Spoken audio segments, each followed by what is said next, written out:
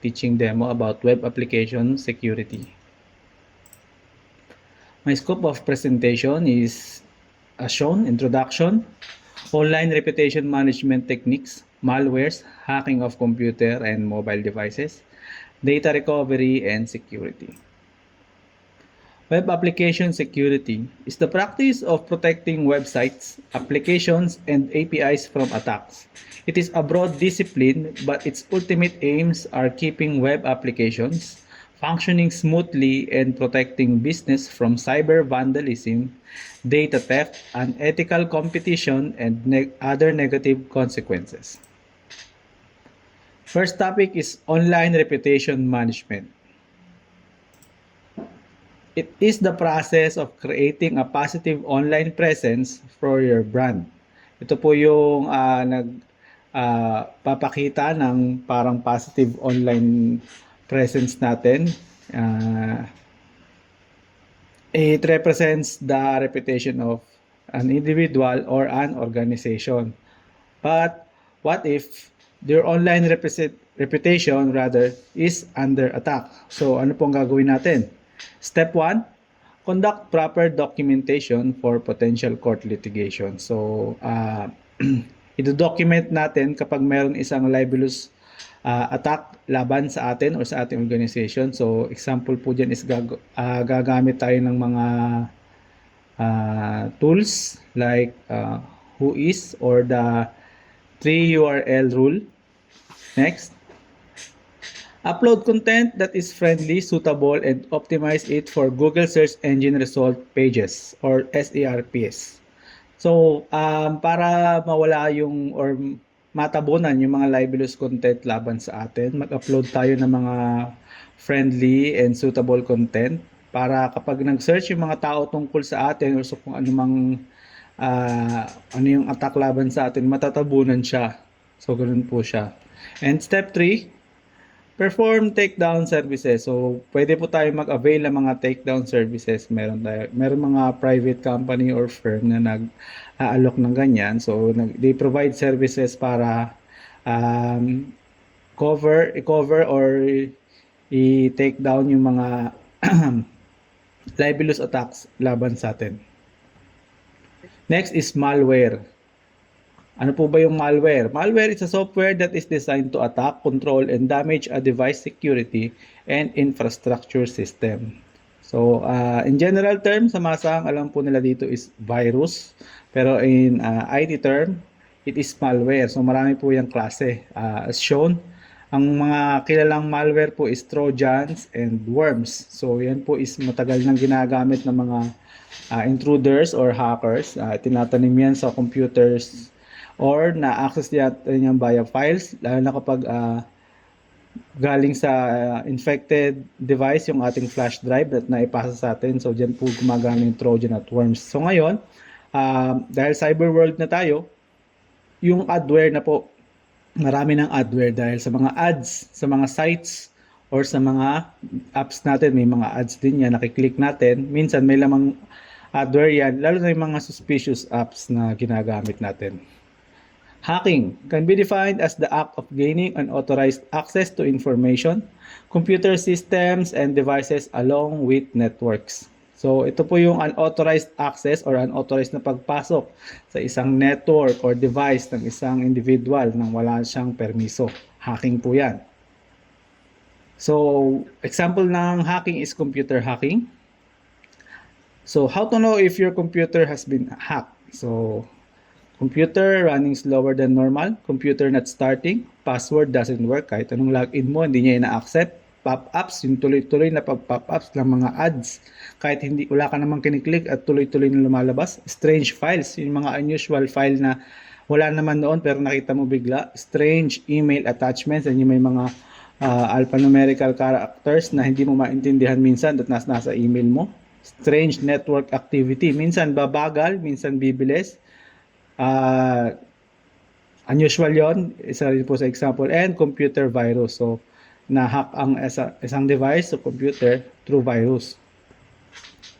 So, ways to know if your computer device is compromised. Isa po dyan is NetStat. It displays network-related information such as open connections, open socket ports, etc.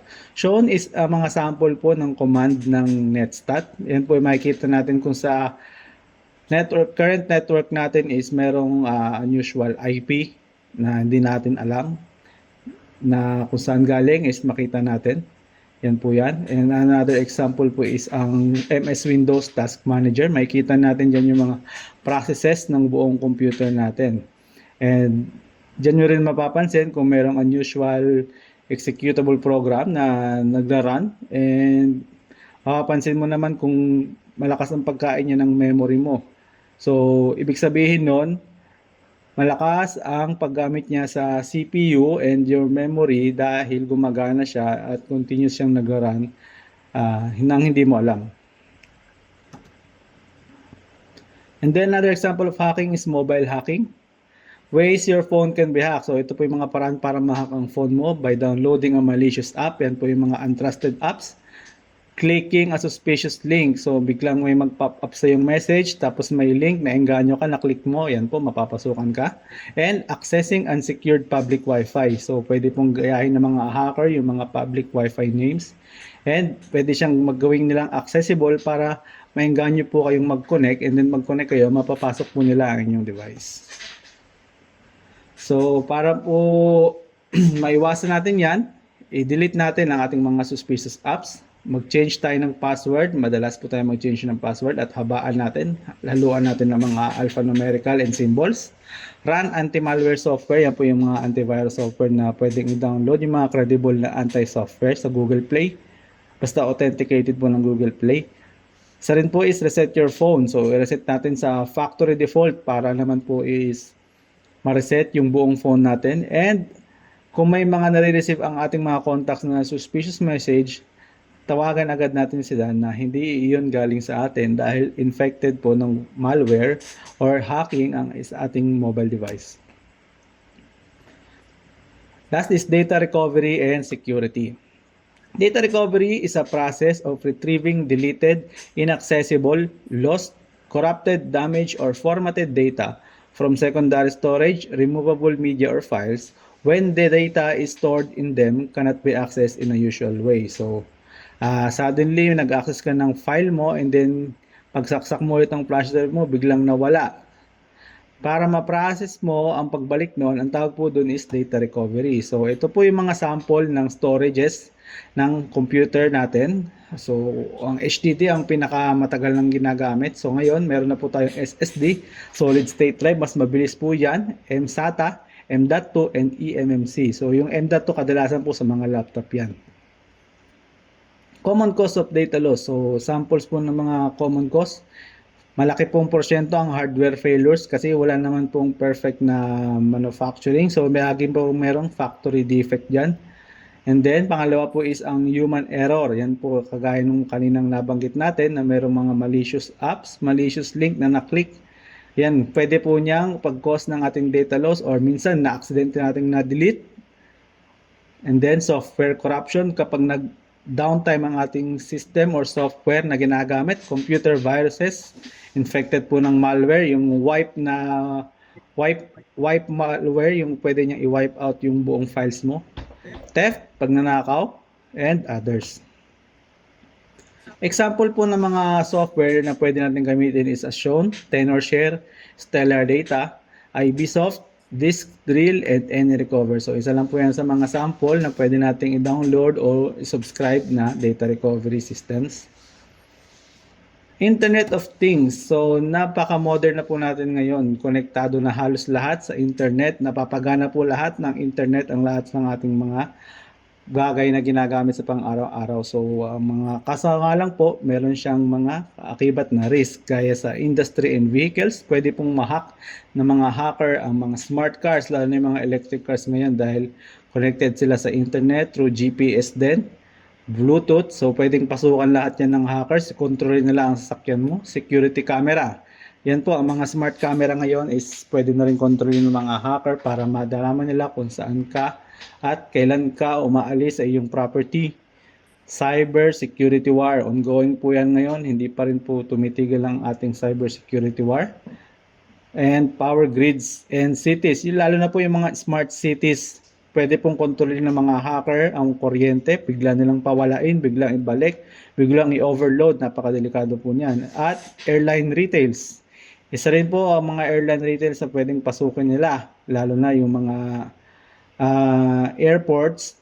Pwede nilang kontrolin pati ang runways through sa control tower dahil konektado po ang control tower sa internet.